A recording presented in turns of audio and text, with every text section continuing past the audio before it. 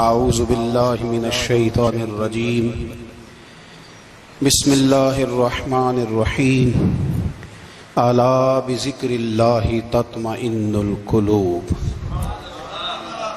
صدق اللہ العظیم وصدق رسولہ النبی الکریم ان اللہ وملائکتہ یصلون علی النبی یا ایہا الذین آمنوا صلوا علیہ وسلموا تسلیما اللہم صل علی سیدنا و مولانا محمد معدن الجود والکرم وآلہ وصحبہ وبارک وسلم۔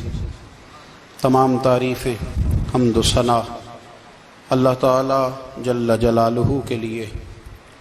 زاں بعد درود و سلام نبی اکرم نور مجسم شفیع معظم احمد مجتبی جناب حضرت محمد مصطفیٰ صلی اللہ تعالی علیہ وسلم کی ذات والا صفات کے لیے حمد و صلات کے بعد قرآن مجید نے ارشاد فرمایا الا بذکر اللہ تطمئن القلوب، فرمایا خبردار ہو جاؤ اللہ کے ذکر میں ہی دلوں کا اطمینان ہے،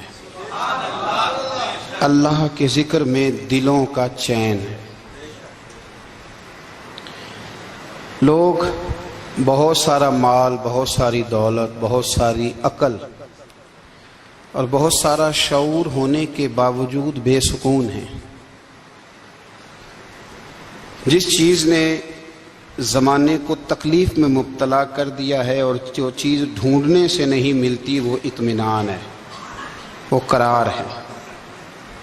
لوگ بھیک مانگتے ہیں، منت کرتے ہیں، دہائی دیتے ہیں کہ کہیں سے سکون کی دولت مل جائے، لیکن وہ میسر نہیں آ رہی۔ بڑے بڑے لوگ ہیں اور میں عرض کر چکا ہوں کہ مالدار بھی ہیں اور عقل مند بھی ہیں، باشعور ہیں، پڑھے لکھے ہیں، پر قلبی سکون، راحت، اطمینان، چین انہیں میسر نہیں آ رہا۔ راتیں جاگ کر گزر جاتی ہیں، دن آزمائش میں بیت جاتا ہے۔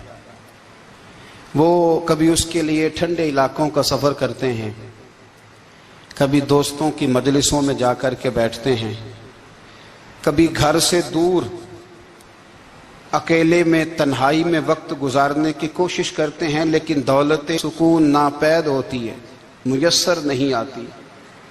عرش کا رب فرماتا ہے کیوں تو بھٹکتا پھرتا ہے، کیوں دائیں بائیں جاتا ہے، چپ کر کے مسجد آ جا اور لوگوں سے بچ کے تنہائی میں میرا ذکر کر۔ اللہ ملے گا کیا؟ فرمایا اعلیٰ بذکر اللہ تطمئن القلوب، میں تیرے بے چین دل کو چین عطا کر دوں گا۔ وہ تیرا تڑپتا اور پھڑکتا ہوا مزاج، اسے میں سکون کی دولت دوں گا۔ یہ تجھے کہیں اور نہیں ملے گا، یہ میری یاد میں ملے گا۔ یہ چین، قرار، سکون تجھے یہیں میسر آئے گا۔ اطمینان قلبی زندگی کا حسن ہے بھائی، دولت سکون اصل ہے۔ بڑے ٹھنڈے کمرے میں کچھ لوگوں کو نیند نہیں آتی، اور داتا صاحب رحمت اللہ علیہ آپ جائیں تو دونوں سڑکوں کے بیچ جو فٹ پاتھ ہے نا، اس پہ بھی کچھ لوگ سوئے ہوتے ہیں۔ ادھر سے بھی گاڑیاں گزرتی ہیں، ادھر سے بھی گاڑیاں گزرتی ہیں، لیکن بس نیند ہے نا، اللہ کا فضل ہے، اس نے دے دی ہے، آنے والوں کو آ گئی ہے۔ اطمینان قلبی۔ میرا معاشرہ بے سکون ہے، بے قرار ہے۔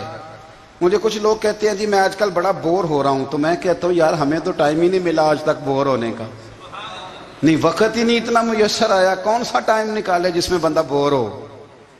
وہ تو ہے کہ انسان کچھ فارغ ہو، کہیں اس کے پاس گنجائش ہو تو بور بھی ہو لے۔ کیسے بور ہو لیتے ہو؟ یہ کیا ہوتا ہے بور ہونا؟ زندگی میں اتنا وقت ہی کہاں ہے کہ انسان بور ہوتا پھرے اور یہ تصور بناتا پھرے کہ میں بڑی آزمائش میں ہوں تو میں بڑے بور ہو رہا ہوں، تو میں بڑی تکلیف میں ہوں۔ تو وقت بہت زیادہ ہے ہمارے پاس، لایانی کاموں میں ضائع بڑا ہوتا ہے، تو ہم بور ہوتے ہیں، پریشان ہوتے ہیں۔ اللہ فرماتے ہیں یہ جو میری یاد ہے نا، لیکن اس کا بھی ایک طریقہ ہے یاد کا، اس طریقے سے اگر میرے رسول کریم علیہ السلام نے فرمایا اللہ کا ذکر اس طرح کرنا کہ دیکھنے والا تمہیں دیوانہ سمجھے۔ لوگ سمجھیں کہ کوئی مجنون ہے، کوئی جنونی ہے، کوئی پاگل ہے۔ یہاں اللہ تعالیٰ معاف کرے، آپ ذکر کی مجلس چھیڑیں، آپ ناز شریف کی مجلس چھیڑیں تو بہت سارے لوگ پروفیسر بن جاتے ہیں، وہ ساری نہیں ہلاتے، ان کی زبان ہی حرکت میں نہیں آتی۔ حالانکہ رب کریم کا ذکر اس طرح کرو کہ دیکھنے والا تمہیں دیوانہ سمجھے، کہیں اور کھونے کی ضرورت ہی نہیں۔ میرے حبیب گویا ہمیں فرماتے ہیں تو رب کے ذکر میں اس طرح کھو جا کہ تجھے دنیا کا خیال ہی نہ رہے، تجھے پھر دنیا کی ہوش نہ رہے۔ لیکن اگر نماز میں بھی خیال غیر آئے، ذکر میں بھی توجہ کہیں اور ہو، زندگی میں وہ عجیب لمحہ تھا، وہ میرے ساتھ تھا اور میں تنہا تھا۔ اگر ماحول یہ ہو کہ آپ کہیں جسم کے ساتھ تو موجود ہوں، روح موجود نہ ہو، تو پھر لذت ذکر بھی میسر نہیں آتی، پھر کیف نہیں حاصل ہوتا۔ یاد رکھیں کہ اس طرح کھو کے رب کی یاد کہاں سے کیف آئے گا؟ الجھ ہی پڑا گئے ہیں۔ وہ مستی، وہ سرور، وہ کیف جو اللہ کے ذکر میں ہوتا تھا، جو کبھی مرشد کامل کے سامنے بیٹھ کر لوگ اللہ اللہ کرتے تھے تو لگتا یہ تھا کہ یہ یہاں ہیں ہی نہیں، یہ تو کہیں اور چلے گئے ہیں، یہاں موجود ہی نہیں۔ لیکن اب وہ موج نہیں، وہ شوق نہیں، وہ درد نہیں، وہ زیب نہیں۔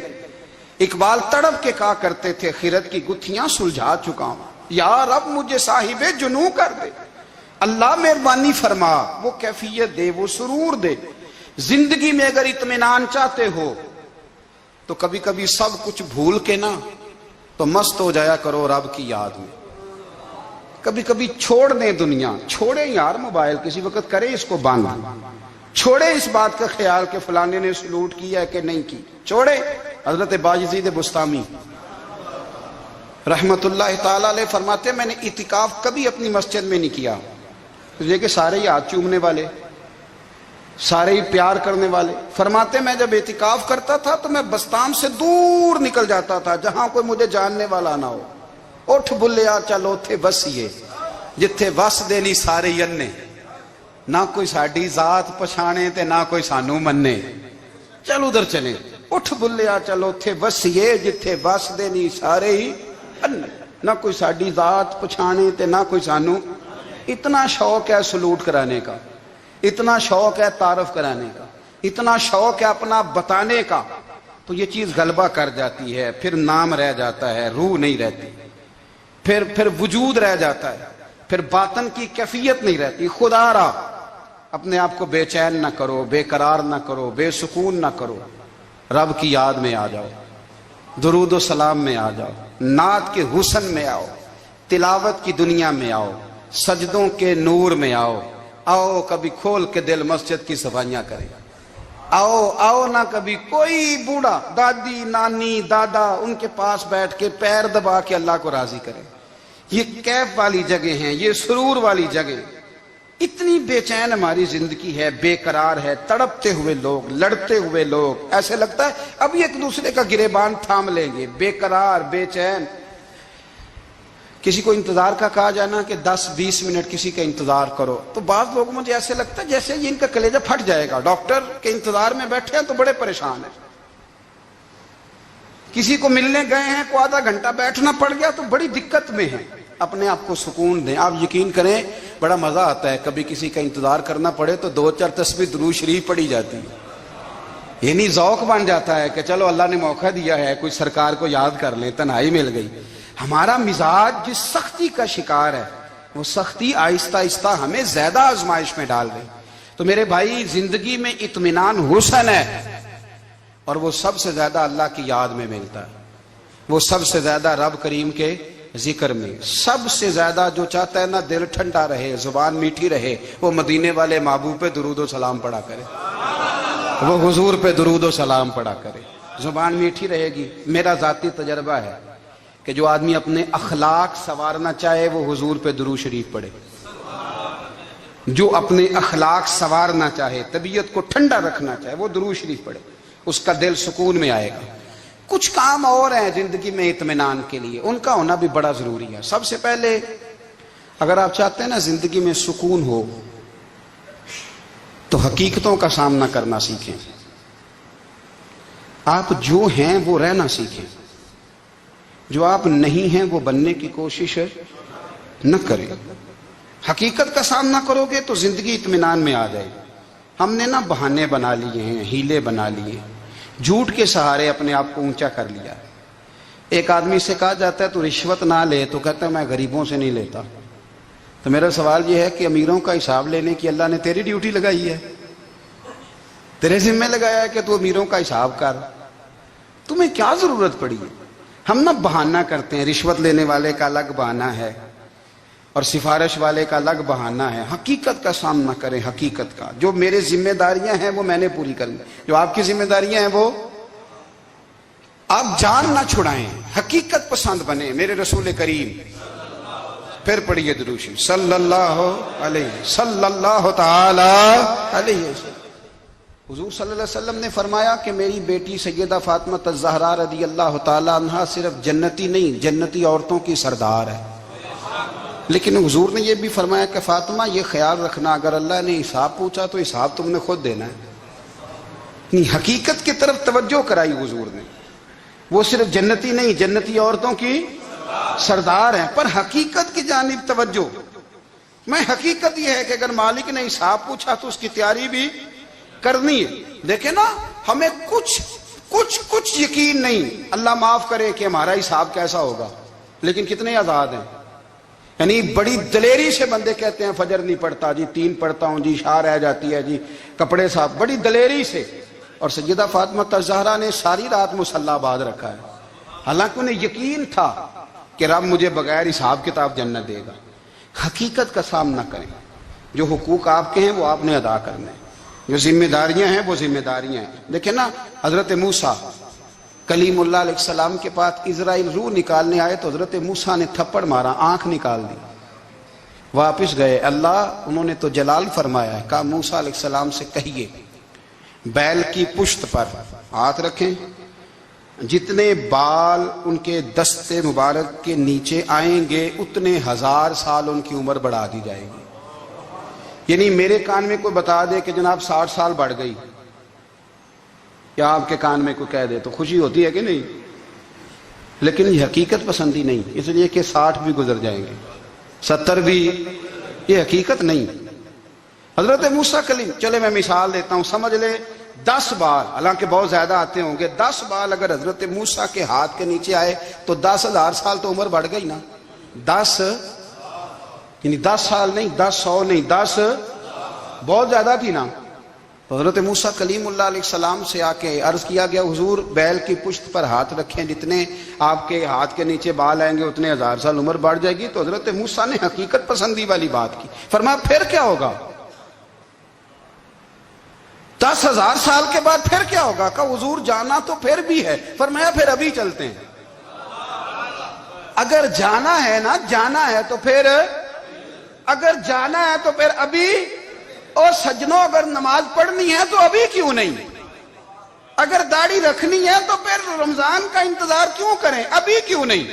اگر سچ بولنا ہے تو پھر، اگر رزق حلال کھانا ہے تو پھر انتظار کاہے کا؟ حقیقت ہوتی ہے، بہانہ ہوتا ہے، حقیقت چھپ نہیں سکتی بناوٹ کے اصولوں سے، کیونکہ خوشبو آ نہیں سکتی کبھی کاغذ کے پھولوں سے۔ یہ بات یاد رکھیں، اگر جانا ہے تو حضرت کلیم فرمانے لگے پھر 10,000 سال کے بعد بھی جانا ہے تو آج بھی۔ ہمیں بے قراری زندگی میں اس لیے کہ ہم حقیقت پسند نہیں، ہم بہانوں میں، ہم ہواؤں میں جیتے ہیں، ہواؤں میں، خیالات میں زندگی گزارتے ہیں۔ بڑا ٹائم پڑا ہے، مثلاً کتنا میرے رسول کریم صلی اللہ تعالی علیہ وآلہ وسلم نے ایک دن صحابہ سے فرمایا تمہیں حیا نہیں آتی؟ حضور کیا ہوا؟ فرمایا وہ والے مکان بناتے ہو جن میں تم رہ نہیں سکتے، وہ والا مال جمع کرتے ہو جو کھا نہیں سکتے، حیا نہیں آتی؟ عرض کی حضور حکم کریں تو محبوب فرمانے لگے جوتے کا ایک تسمہ بند کرتا ہوں تو سوچتا ہوں دوسرا بند کرنے سے پہلے موت آ جائے گی، ایک سانس اندر جاتی ہے تو دوسرا آنے سے پہلے میں یاد کرتا ہوں کہ مجھے دنیا سے جانا ہے۔ تمہیں حیا نہیں آتی؟ وہ مکان بناتے ہو جن میں رہ ہی نہیں سکتے، وہ مال جمع کرتے ہو جو کھا۔ حقیقت پسند نہیں بھائی ہم۔ بہت سارے لوگ ہیں بڑی باتیں سناتے ہیں، بڑی میں کہتا ہوں اصل میں نا زیادہ باتیں سنا کے نا بیچارہ اپنے آپ کو مطمئن کرنا چاہتا ہے، اصل بات یہ ہے کہ اندر سے نا ہلا ہوا ہے، کچھ بھی نہیں، بڑا زیادہ ہنستا ہے اور مجھے لگتا ہے کہ کوئی گہرا زخم چھپا رہا ہے۔ اس لیے ملمہ سازی، حقیقت پسند بنو، حقیقت پسند۔ یاد رکھنا، من ترک صلاۃ متعمدا فقد کفر، میرے رسول نے حقیقت بیان کی، فرمایا جس نے ایک نماز بھی جان بوجھ کے چھوڑی اس نے رب کے رب ہونے کا انکار کیا، اس نے کفران نعمت کیا۔ یہ حقیقت ہے، کوئی کلیریفیکیشن نہیں، کوئی وضاحت نہیں۔ جو نماز نہیں پڑھتا، جھوٹ بولتا ہے، غلط بیانی کرتا ہے۔ جو شخص رزق حرام کما کے کہتا ہے کہ اس کے بغیر گزارا نہیں چلتا، وہ جھوٹ بولتا ہے۔ اس لیے کہ رب فرماتا ہے جب تجھے پیدا کیا ہے تو تیرا رزق میرے ذمہ ہے۔ اللہ فرماتا ہے کہ لا یکلف اللہ نفسا الا وسعہا، میں کسی پر وہ بوجھ نہیں ڈالتا جو اٹھا نہ سکے۔ نماز فرض کیا، اس کا مطلب ہے ہم پڑھنے کے قابل ہیں، اس نے ہمارے ذمہ داریاں لگائی ہیں تو مطلب یہ ہے کہ ہم ذمہ داریاں ادا کرنے کے قابل ہیں، ورنہ وہ کہتا ہے میں وہ بوجھ ڈالتا ہی نہیں جو تجھ سے اٹھایا نہ جائے۔ اگر چاہتے ہو کہ زندگی میں اطمینان ملے تو خدا را حقیقت پسندوں والی زندگی گزارو۔ یہ فضاؤں میں زندہ رہنا، ہواؤں میں، اللہ بڑا معاف کرنے والا ہے، اللہ بڑا کریم ہے، معاف کر دے گا، تو بھئی یہ بات صحابہ کو بھی پتا تھی، یہ اہل بیت کو بھی خبر تھی، تو وہ تو ایک ایک بات کا لحاظ کرتے تھے۔ یہ غوث اعظم کو بھی پتا تھی، یہ ان کے والد کو بھی پتا تھی، جنہوں نے کسی کا ایک سیب کھا لیا تھا تو 12 سال اس کے گھر میں نوکری کرتے رہے، انہیں نہیں پتا تھا اللہ بڑا کریم ہے، معاف کر دے گا، ایک سیب ہی ہے نا۔ تو حقیقت پسندی آپ کو سکون دے گی، اور اگر آپ نے اپنے آپ کو غیر مطمئن کیا ہوا ہے، بات کچھ اور ہے، اور آپ نے اپنے آپ کو ڈال کسی اور طرف لیا ہے، تو پھر آپ کو سکون مل سکتا؟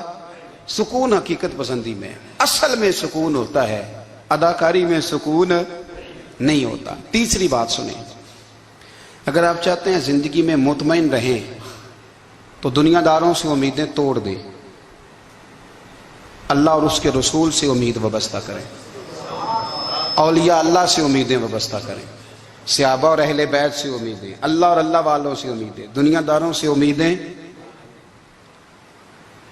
آپ کو پتہ ہے دنیا دار کی تباہی کب ہوتی ہے؟ جب انہیں خوش آمدی مل جاتا ہے۔ چودھری کا بیڑا اس وقت غرق ہوتا ہے جب اسے چودھری کہنے والے زیادہ ہو جاتے ہیں۔ سیٹھ صاحب اور نواب صاحب بیچارے تباہ تب ہوتے ہیں بھولے پن میں، جب ان کے دائیں بائیں ریلا ہوتا ہے سیٹھ صاحب کہنے کا، لوگ انہیں کھانا چاہتے ہیں، پیار ان کا نہیں ہوتا، ان کی جیب کا ہوتا ہے، محبت ان سے نہیں ہوتی، ان کی کرسی سے ہوتی ہے، ضروریات کا پیار ہوتا ہے، تباہ کر دیا جاتا ہے۔ ہماری ساری توقعات دنیا داروں سے وابستہ ہو گئی ہیں، ناراض نہ ہونا۔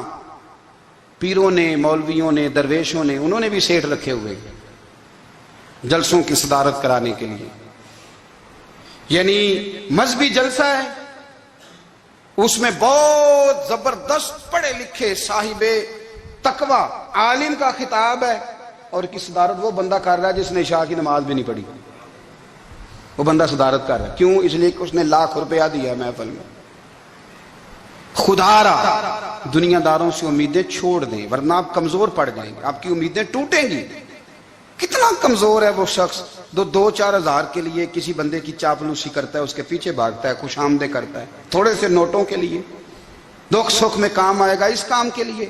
میرے رسول کریم علیہ السلام نے فرمایا جس نے بندوں کو راضی کرتے کرتے رب کو ناراض کر دیا، اس کی دنیا بھی گئی اور آخرت بھی گئی، اور فرمایا جس نے بندوں کی پرواہ نہیں کی، اللہ کو راضی کیا، فرمایا اگر رب راضی ہو گیا تو لوگوں کے دلوں میں بھی محبت پیدا فرما دے گا۔ کیا ضرورت ہے خوش آمد کرنا دنیا داروں کی، سیٹوں کی، نوابوں کی، چاپلو۔ اور میں آپ کو ایک بات بتاؤں، ہوتا پتہ کیا ہے، یہ جو حب جا اور حب با ہوتی ہے نا، اس سے پیٹ نہیں بھرتا۔ آپ کو اگر خوش آمد کرنی ہے تو پھر آپ کو ساری زندگی کرنی ہے۔ پھر ان کو بھی پتہ ہوتا ہے کہ تعلق کس بنیاد پر ہے، اس میں کبھی بھی خلوص پیدا نہیں ہوتا۔ آپ بے چین رہتے ہیں، بے قرار رہتے ہیں، آپ کو تکلیف رہتی ہے ہمیشہ۔ کبھی بھی دنیا داروں سے امیدیں وابستہ نہ کریں۔ ایک بات سنیں بڑی شاندار، امام غزالی نے لکھی ہے۔ امام غزالی فرماتے ہیں کہ ہارون رشید نا حج کر کے واپس آیا بغداد میں، تو کونے میں حضرت بہلول دانا بیٹھے تھے، رش بہت تھا، مجمع بڑا تھا، حضرت بہلول دنا بھی سڑک کے کنارے بیٹھے تھے تو سپاہی کہنے لگے یہاں سے اٹھ جاؤ، فرمانے لگے ہارون رشید کی زمین نہیں، زمین میرے رب کی ہے، میں کیوں اٹھوں؟ وہ قریب سے گزرا تو سلام لی، تو آپ نے اس کا پروٹوکول دیکھا تو فرمانے لگے ہارون رشید تجھ سے تگڑے تگڑے موٹے موٹے پروٹوکول میں نے لوگوں کے دیکھے ہیں، اور یہ جو تیرے دائیں بائیں آج تیرے نعرے لگا رہے ہیں یہ پہلے ان لوگوں کے نعرے لگایا کرتے تھے، اور تھوڑا وقت گزرنے دے، جو تیرے بعد آئے گا نا یہ سارے پھر ان کے نعرے بھی لگائیں گے۔ تو جھوٹ کی دنیا میں زندہ ہے، ان سے تو نے امیدیں وابستہ کی ہیں، یہ کل اس کے نعرے لگائیں گے۔ اس کے دل پہ بڑا اثر ہوا، گھوڑے سے اتر آیا، آگے کہنے لگا حضور آپ نے مجھے بڑی اچھی نصیحت کی ہے، میرا دل بڑا ٹھنڈا ہوا ہے، میں نے سنا ہے آپ مقروض ہیں، کچھ لوگوں کا قرض، تو مجھے کوئی حکم ہی کر دیں۔ آپ ہنسنے لگے، فرمانے لگے یار تو بڑا ہی بیوقوف ہے، بڑا ہی بیوقوف ہے تو، میں تجھے نصیحت کر رہا ہوں تو مجھے الجھا رہا ہے، حضور کوئی حکم کر دیں۔ کیا خوبصورت انداز ہے رب کریم کے بندوں کا۔ حضرت بہلول دانا فرمانے لگے تیرا رب کون ہے؟ کہا اللہ۔ تو فرمایا میرا کون ہے؟ کہا اللہ۔ فرمانے لگے یہ تو نہیں نہ ہو سکتا کہ اللہ ہارون رشید کو دیتا رہے اور بہلول دانا کو بھول ہی جائے، یہ تو نہیں نہ ہو سکتا کہ ہارون رشید کو دیتا رہے اور بہلول دانا کو بھول جائے۔ فرمایا اس کا دل، اس کا ارادہ ہوا، ارادہ قدرت ہوا کہ بہلول مقروض رہنا چاہیے، تو اگر رب مجھے رکھنا چاہتا ہے، دکھ قبول محمد بخشا راضی رہن پیارے، اگر وہ چاہتا ہے میں مقروض رہوں تو میں بھی چاہتا ہوں کہ میں مقروض ہی رہوں، یہ تو نہیں نہ ہو سکتا کہ تجھے دے اور مجھے نہ دے۔ فرمایا میری تجھ سے کوئی امید نہیں، مجھے جب بھی دے گا میرا رب بھی دے گا، اور وہ دے گا تو پھر انشاءاللہ خزانے کھول کے دے گا۔ دنیا داروں سے امیدیں وابستہ کرنا، لوگوں کے پیچھے، یہ چھوڑ دیں، آپ بے چین رہیں گے، بے قرار رہیں گے۔ اللہ والوں سے ضرور امیدیں وابستہ کریں، اس لیے کہ ان کے پاس جو کچھ ہوتا ہے وہ دراصل رب کا ہی ہوتا ہے، لیکن سیٹھوں سے، نوابوں سے، سیاستدانوں سے باز آ جائیں، ہماری بڑی امیدیں وابستہ ہیں۔ میں اکثر کہتا ہوں جتنے پھیرے نوکری کے لیے دنیا دار کے دروازے پہ لگائے ہیں نا، اس سے کم دفعہ مسجد میں نفل پڑے ہوتے تو رب اتنی بڑی مہربانی فرما دیتا۔ تیسری بات یہ یاد رکھیں، اگر سکون لینا چاہتے ہیں نا، اگر سکون لینا چاہتے ہو نا تو لوگوں کو ڈسکس کرنا بند کر دو۔ کس کو اللہ نے کتنے پیسے دیے ہیں وہ جانے اور اللہ جانے، کس کو اللہ نے کتنی گاڑیاں دی ہیں وہ جانے، اور لوگوں کو ڈسکس کرنا جی۔ یعنی میں ایک جگہ بیٹھا تھا تو ایک صاحب گاڑی والا گزرا، گاڑی میں بیٹھ کے، اس کا پڑوسی تھا، کہندے تھا منہ ہے کار والا، میں کہ وہ تے ہے تاں ہی بیٹھا ہے، تے ہن میں کہ سمجھانا سی نا انہوں، میں کہ توں تے میں حساب لائیے بھی ساڈے کول کوئی نہیں، وہ تے ہے، دیکھیں نا اللہ نے اسے دی ہے نا، تو اللہ نے چاہا نا وہ کار میں بیٹھے، تو اس نے پھٹے پہ بیٹھ کے یہ تبصرہ کیا کہ منہ ہے کار والا، میں کہ ابھی وہ تے ہے تاں کار ہے تھے۔ اب مجھے تجھے اندازہ لگانا چاہیے کہ ہم کیا یہ بحث ہے، یعنی اللہ کو چاہیے تھا معاذ اللہ کے پہلے تجھ سے پوچھتا کہ اسے کار دینی ہے کہ نہیں، کیا مطلب فضول بحث ہے۔ وہ چیز ہمیں اتنا تنگ کرتی ہے، اتنی تکلیف دیتی ہے کہ آپ یقین کریں سارا دن اسی کو ڈسکس کرتے ہیں، سارا دن اس کے پاس گاڑی ہے، اس کے پاس کار ہے، فلانے کا پیسہ 1 نمبر ہے، فلانے کا 2 نمبر ہے، فلانے کا 6 نمبر ہے، اصل بات کے اندر حسد ہے، اس کو نکالو۔ ایک بات کہنے لگا ہوں، اسے یاد رکھنا، میرے اعلیٰ حضرت رحمۃ اللہ علیہ فرمایا کرتے، حسد کرنے والا بندوں پر اعتراض نہیں کرتا، اللہ پر اعتراض کرتا۔ وہ کہتا ہے اللہ اسے کیوں دیا ہے، اتنا کیوں دیا ہے، معاذ اللہ وہ اللہ کی تقسیم پر اعتراض کرتا۔ حسد کرتے ہو بے چین رہو گے، حسد آپ کے دل کو تڑپا کے رکھ دے گا، چھوڑے۔ اللہ بڑا کریم ہے، جس کو جہاں چاہتا ہے وہاں بٹھا دیتا ہے۔ آپ قطعاً اس بحث میں نہ پڑیں کہ اللہ نے کس کو کتنا دیا ہے، کب دیا ہے، کیوں دیا ہے، وہ بڑا بے نیاز ہے۔ حسد آپ کو تباہ کرے گا۔ دنیا میں پہلا گناہ جو ہوا تھا وہ حسد تھا۔ ابلیس نے حضرت آدم سے حسد کیا، کہنے لگا میں بہتر ہوں، سرداری اس کو مل رہی ہے، یہ تو اللہ کو پتہ ہے نا کس کو دینی ہے۔ اور دنیا میں پہلا قتل حسد کی وجہ سے ہوا، حابیل قابیل کے درمیان حسد کا معاملہ تھا۔ خاتون کا نکاح اس سے کیوں ہو رہا ہے، مجھ سے ہونا چاہیے۔ حسد تباہی کرتا۔ آپ یقین کریں، یعنی دکاندار کے سامنے دوسری دکان پڑتی ہے اور پریشان ہو جاتا ہے، وہ کہتا ہے میرا کیا بنے گا، لا حول ولا قوت الا باللہ العلی العظیم۔ یعنی تیرا کا خیال ہے کہ تیرے حصے کی روٹی وہ کھا جائے گا؟ اتنا چھوٹا دل. یعنی تیرا موقف یہ ہے کہ تیرے حصے کا نصیب اس تک چلا جائے گا، یہ تیری خواہش ہے. ایک دوسرے کی کمزوریاں بیان کرنا، اس کا تو مال ہی ناقص ہے جی، اس کے تو پاس ہی کچھ نہیں. یہ تو کمزور لوگوں کا طریقہ ہے. میرے رسول کریم علیہ السلام گزر رہے تھے، پت جھڑ کا موسم تھا، خزاں کا موسم تھا، درختوں کے پتے جھڑ رہے تھے. صحابہ کو ساتھ لے کے حضور گزرے اور ایک درخت کی ٹہنی کو پکڑ کے حضور نے ہلایا. صحابہ فرماتے ہیں کہ چھم چھم اس کے پتے گرے، زمین پر ڈھیر لگ گیا. حضور نے فرمایا دیکھا تم نے کیا ہوا؟ حضور ہاں. فرمایا کتنی تیزی سے پتے جھڑے ہیں، صرف تنا رہ گیا ہے اور خالی ٹہنیاں رہ گئی ہیں، کوئی حسن بچا ہے؟ حضور نہیں. تو نبی کریم فرمانے لگے جو حسد کرتا ہے نا، اس کی نیکیاں بھی اسی طرح جھڑ جاتی ہیں، اسی طرح. اور ایک جگہ حضور فرمانے لگے جس طرح راکھ لکڑی کو آگ کھا جاتی ہے. تے میں تو وڈا برا نہ کوئی، جد میں اندر جھاتی پائی، میں تو برا نہ کوئی، چنگے بندے جس طرح لکڑی کو آگ، جب آگ کھا جائے تو پھر لکڑی کو لکڑی نہیں کہا جاتا، راکھ کہا جاتا ہے، کوئلہ کہا جاتا ہے. اس کی اصل باقی یعنی اسے کھائی جاتی ہے. تو حضور علیہ السلام فرمانے لگے جس طرح آگ لکڑی کو کھا جاتی ہے، فرمایا اسی طرح حسد نیکیوں کو کھا جاتا ہے. نیکیاں رہتی نہیں. حسد کرنے والے کے پاس نیکیاں یعنی ان کی اصل شکل موجود، کبھی بھی حسد نہیں کریں. اللہ کی تقسیم ہے، جس کو چاہے جب چاہے جتنا چاہے عطا کرے. اور چوتھی بات میرے بھائی، کبھی بھی بغض نہ پیدا کریں. بغض والے لوگ بے سکون رہتے ہیں. بہت ساری کمزوریاں ہمارے اندر ہوتی ہیں نا، پھر اللہ ہماری روزی تو نہیں نہ بند فرماتا.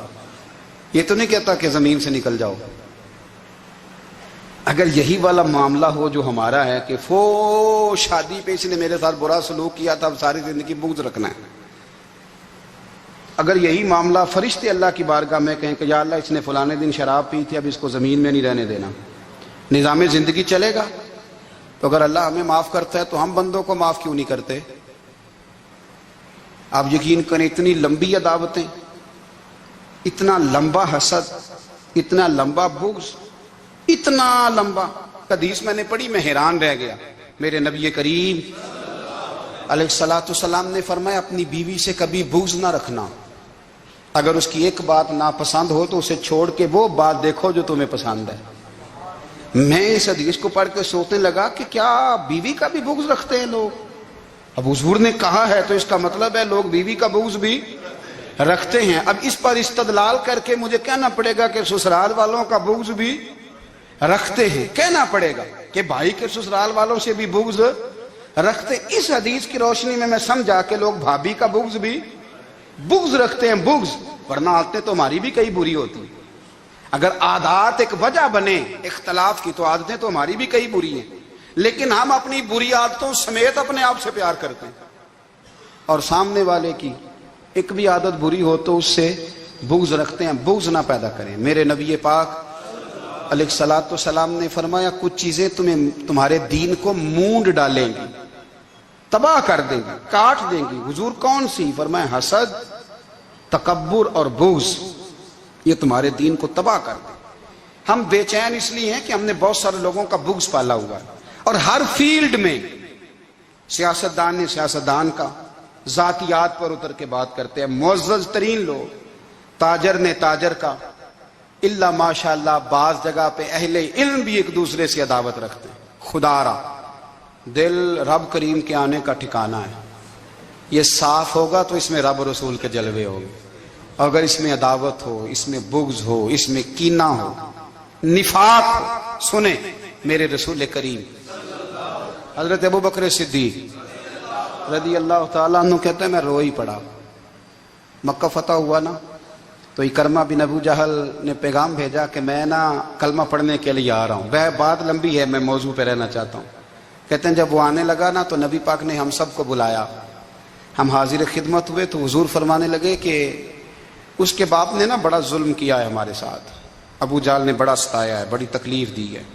آپ مجھے بتلائیں کہ وہ ایک دفعہ کسی شادی پہ بحث ہوتی ہے بیوی کے بھائی کے ساتھ، پھر ساری زندگی اس بیچارے کو معافی، وہ 10 دفعہ گھر آتا ہے معافی مانگنے پر سوال ہی نہیں پیدا ہوتا، میں او ہو مجھے ہی کہہ دیا،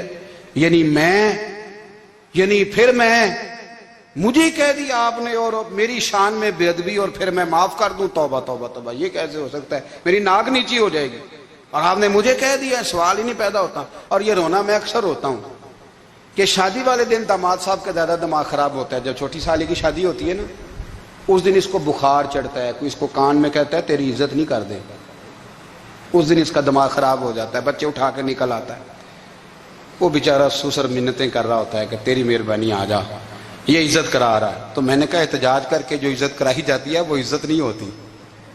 ہاں یہاں مانگ کے عزت لیتے ہیں لوگ، یا احتجاج کی کوئی عزت ہے؟ آپ کے اندر کمالات اتنے ہوں کہ آپ کی عزت کرنے کو دل چاہے، یعنی مزہ آئے، یعنی لطف آئے، یعنی آپ دور بیٹھے ہوں تو کسی کا دل کرے آپ کو اسٹیج پہ بلانے کے لیے۔ یہ کیا بات ہوئی کہ چھائے جانا اور بھاگ کے آگے جانا؟ ان سے نکلیں۔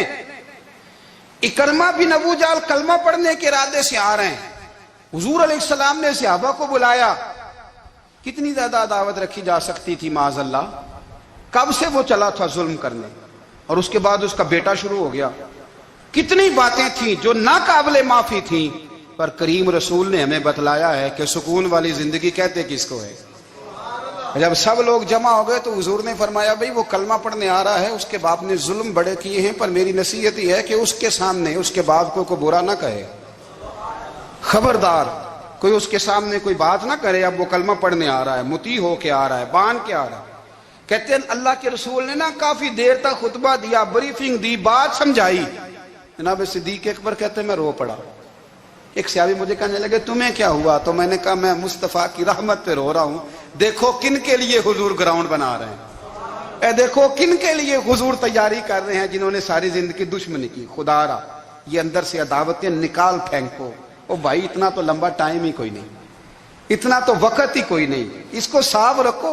بندہ کوئی کر بھی گیا تو کوئی حرج نہیں، چنگی مندی سجنا کولوں 100 واری ہو جاندی، یار یاراں دا گلا نہیں کر دے۔